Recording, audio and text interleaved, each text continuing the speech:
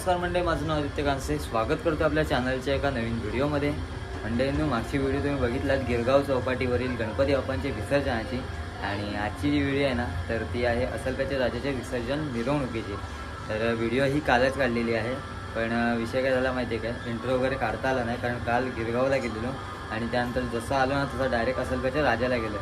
तर त्याच्यामुळे इंट्रो वगैरे काय काढता आला नाही, म्हणून व्हिडिओची स्टार्टिंग आज इंट्रो आत्ता काढतोय. आत्ताच जस्ट कामावरून वगैरे आलो आणि आता एडिटिंगला वगैरे बसायचं आहे.